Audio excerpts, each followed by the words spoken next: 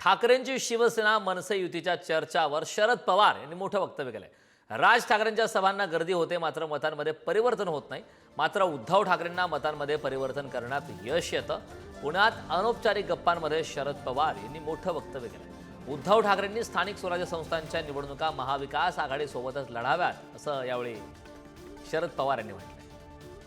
शरद पवार यांच्या वक्तव्याचे नेमके परिणाम काय होतात, ही गोगली नेमकी कितपत कार्यरत होते पाहणं महत्त्वाचं. आगामी काळात याचे नेमके काय परिणाम होतात, कारण सध्या आता ठाकरे बंधूंची युती होण्याची शक्यता असतानाच शरद पवार यांचं हे वक्तव्य आलं. मात्र राजकीय इतिहास पाहता शरद पवार यांच्या वक्तव्याच्या नंतर बरेचसे त्याचे राजकीय परिणाम सुद्धा पाहायला मिळतात. कारण नुकतंच आता ठाकरे बंधूंची युती होण्याची शक्यता आहे. त्या संदर्भात सकारात्मक पद्धतीनं चर्चा सुरू आहे, सकारात्मक पावले उचलत आहेत. आज मनसेची महत्त्वाची बैठक होते, त्यातच आता शरद पवार यांनी हे वक्तव्य केलं. या वक्तव्याचा नेमका अर्थ काय, याच्या आगामी काळात काय परिणाम होऊ शकतात, हे मात्र पाहणं महत्त्वाचं आहे. याची उत्कंठा शिगेला पोहोचले, कारण याआधी शरद पवार यांच्या काही वक्तव्यामुळे बरेच प्रकारचे राजकीय बदल झाले होते.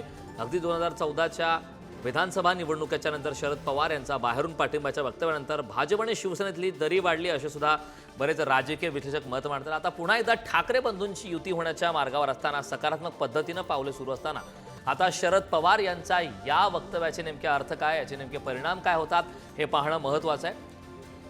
शरद पवार यांनी हे वक्तव्य केलं. राज ठाकरेंच्या सभांना गर्दी होते, मात्र त्यामध्ये मतपरिवर्तन होत नाही. मात्र या तुलनेमध्ये उद्धव ठाकरेंना मात्र मतपरिवर्तन, मत खेचून आणण्यामध्ये यश येतं. आगामी काळात स्थानिक स्वराज्य संस्थांच्या निवडणुका उद्धव ठाकरे यांनी महाविकास आघाडीमध्ये राहूनच लढाव्यात, अशा प्रकारे एक वक्तव्य आता शरद पवार यांनी केलंय. त्यामुळं आगामी काळात काय बदल होतात हे पाहणं महत्त्वाचं आहे. मात्र तुर्तास तरी शरद पवार यांनी पुन्हा एकदा वक्तव्य केलं. या वक्तव्याचा आता राजकीय अर्थ काय असतात हे पाहणं महत्त्वाचं आहे. थोडा राजकीय इतिहास पाहिला तर शरद पवार यांच्या वक्तव्याने महाराष्ट्राच्या राजकारणात बरेच बदल, राजकीय समीकरणं बदलतात, बरेच परिणाम पाहायला मिळतात. 2014च्या विधानसभा निवडणुकीत भाजप शिवसेना एकत्र असताना सुद्धा भाजपला आमचा बाहेरून पाठिंबा, अशा प्रकारचं वक्तव्य शरद पवार यांनी केलं होतं. आणि त्या वक्तव्याच्या नंतरच शिवसेना आणि भाजपमध्ये दरी वाढली, युती तुटली, अशी सुद्धा चर्चा आहे, असं मत राजकीय विश्लेषक, जाणकार बांधतात. आता पुन्हा एकदा शरद पवार यांनी ठाकरे बंधूंच्या युतीच्या खरं तर ज्या प्रकारच्या चर्चा सुरू आहेत, सकारात्मक पद्धतीनं पावले सुरू असताना शरद पवार यांनी हे मोठं वक्तव्य केलंय.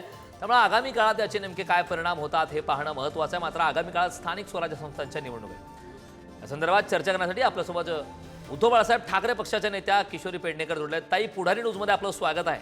खरं तर महत्त्वाच्या घडामोडी घडतात. एकीकडे आपण पाहतोय ठाकरे बंधूंची युती होण्याची शक्यता आहे, सकारात्मक चर्चा सुरू आहेत, त्या दृष्टीने पावले उचलण्याचं पाहायला मिळतं. मात्र शरद पवार यांनी एक वक्तव्य केलं आहे की आगामी काळात स्थानिक स्वराज्य संस्थांच्या निवडणुका उद्धव ठाकरे यांनी महाविकास आघाडीमध्येच लढाव्या, कारण उद्धव ठाकरेंना मत खेचून आणण्यात यश आलंय. राज ठाकरेंना मात्र ते यश आलं नाही, असं शरद पवार म्हणाले. यावरती आपली काय पहिली प्रतिक्रिया?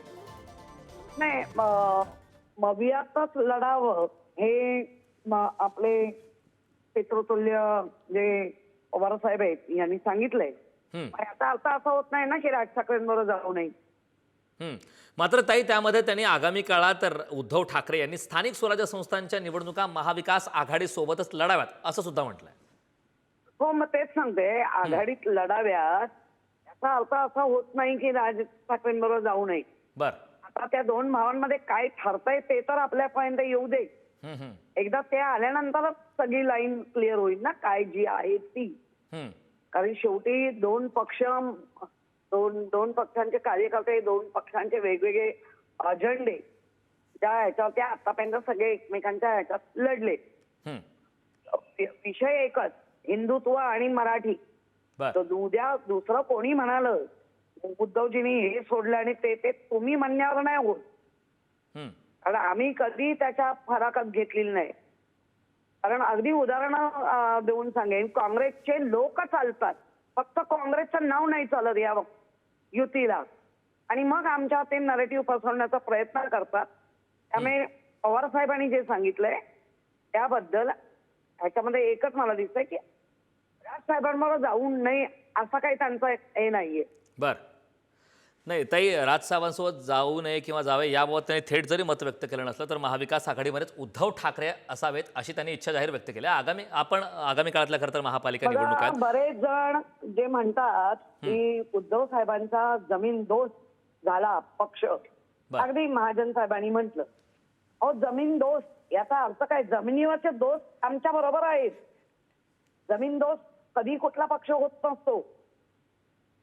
आणि आम्हाला तर मग जर तुम्हाला आम्ही जमीन दोस्त आहोत असं तुमचं मत आहे तर धास्ती का करताय? धास्ती नका करू. प्रत्येक दिवसाला तुमची 14 तोंड फक्त उद्धवजींवर बोलतात. जर ते तेवढे इम्पॉर्टंट नाही तर तुम्ही बोलता का? आम्ही आमचं काम करतोय ना. त्यामुळे उद्धव ठाकरे हा सर्व पक्षांचा एक अजेंडा झालाय की कुठेतरी त्यांना, पण आजही सांगते, ज्यांनी जी भाषा केली आहे जमीन दोस्त, हे मी पुन्हा पुन्हा सांगेन की तो जमीनवरचा दोस्त हा उद्धवजींबरोबर आहे. त्यामुळे आम्हाला भिण्याचं कारण नाही. अंकांचं, आकड्यांचं गणित नक्की लागतं. ते कसं लागतं, काय लागतं, यावेळेला जास्तच अलर्ट मतदार पण आहे. नक्कीच. ताई, खूप खूप धन्यवाद. आपण पुढाऱ्यांशी संवाद साधला त्याबद्दल. तर शरद पवार यांनी एक वक्तव्य केलं. त्या वक्तव्याच्या आता महाराष्ट्राच्या राजकारणात चर्चा सुरू आहे. या संदर्भात चर्चा करण्यासाठी आपल्यासोबत राष्ट्रवादी शरद पवार पक्षाचे प्रवक्ते महेश तपासे जोडले. तपासेजी पुढारी न्यूजमध्ये आपलं स्वागत आहे. आपण पाहतोय की शरद पवार यांनी एक मोठं वक्तव्य केलं आहे की उद्धव ठाकरे यांना मतपरिवर्तन करण्यात यश येतं, तुलनेने राज ठाकरे यांना तेवढं येत नाही. आणि आगामी काळात ज्या स्थानिक स्वराज्य संस्थांच्या निवडणुका आहेत त्या उद्धव ठाकरेंनी महाविकास आघाडीमध्येच लढावं, असं त्यांचं म्हणणं आहे. काय आपली यावरती पहिली प्रतिक्रिया? शरद पवार यांच्या या वक्तव्याचा नेमका अर्थ काय असू शकतो? ह्याचे दोन अर्थ निघतात. पहिले तर जे मध्यंतरीच्या काळामध्ये 2 राष्ट्रवादी एक होणार, एनडीए मध्ये जाणार, अमुक अमुक अमुक, त्या सर्व गोष्टीला कायमस्वरूपी पूर्ण विराम पवार साहेबांच्या वक्तव्याचा मिळाला. आणि इंडिया अलायन्स म्हणून किंवा महाविकास आघाडी म्हणून जर निवडणूक लढवण्याच्या संदर्भात स्थानिक तालुका किंवा जिल्हा पातळीवर निर्णय होत असेल तर त्याच्यात ऑब्जेक्शन घेण्याचं काहीच कारण नाही. जेव्हा पवार साहेब म्हणतात की उद्धव ठाकरेंच्या पक्षाला MMR रिजन असेल, शहरी भाग असेल, तिकडे मतांचं कन्व्हर्जन चांगलं होतं, ते योग्य आहे. त्याच्यामध्ये काही दुमत असल्याचं कारण अजिबातच नाहीये. आणि म्हणूनच मी सांगतो की आमच्या पक्षामध्ये आघाडी करायची, नाही करायची, स्वबळावर करायचं, म्हणजे स्थानिक पातळीवर हा निर्णय, हा स्थानिक स्वराज्य संस्थेचा निवडणुकीचा निर्णय हा स्थानिक पातळीवर, तिकडे वरच्या पातळीवर तो निर्णय होत नाही. परंतु लोकसभा असेल, विधानसभा असेल किंवा विधान परिषदेच्या निवडणुका असतील त्याच्यावर तो निर्णय वरच्या स्तरावर होत असतो. हा तो निर्णय खालच्या स्तरावर होत नाही. परंतु नगरपालिका, महापालिका, ग्रामपंचायत, सोसायट्या, दूध संघ, खरेदी विक्री संघ, कृषी उत्पन्न बाजार समिती ह्याचा निर्णय स्थानिक पातळीवर स्थानिक कार्यकर्ते, पदाधिकारी, नेते, जिल्हा लेवलचे तो निर्णय घेतात. अगदी नक्कीच. महेशजी, खूप खूप धन्यवाद. आपण पुढारी न्यूजशी संवाद साधला त्याबद्दल. या संदर्भात चर्चा करण्यासाठी आपल्यासोबत मनसेचे नेते अविनाश अभ्यंकरजी जोडलेत. अविनाशजी, पुढारी न्यूजमध्ये आपलं स्वागत आहे. शरद पवार यांचं एक वक्तव्य आलेलं आहे की राज ठाकरे यांच्या सभांना गर्दी होते, मात्र मतपरिवर्तन तितक्या पद्धतीनं होत नाही. तुलनेमध्ये उद्धव ठाकरे यांना मात्र मतपरिवर्तन करण्यामध्ये यश येतं. या वक्तव्याकडे आपण नेमकं कसं पाहता? असं कोण म्हणालं? कारण मी त्या रेंजच्या बाहेर आहे. हॅलो अविनाशजी, शरद पवार यांनी हे वक्तव्य केलेलं आहे. पवार साहेब हे आदरणीय नेतृत्व आहे. मला वाटतं त्यांचा राजकीय प्रवास जवळपास 60 वर्षाचा आहे. त्यामुळे त्यांच्या वक्तव्याचा मी आदर करतो. परंतु कसं आहे, इतकी वर्ष राजकारणात राहून सुद्धा त्यांचाही पक्ष फुटलेला आहे आणि त्या पक्षाच्या 80% जास्ती आमदार, खासदार हे आज अजितदादा गटामध्ये गेलेले आहेत. त्यामुळे राजकारणात चढ उतारे येत असतात.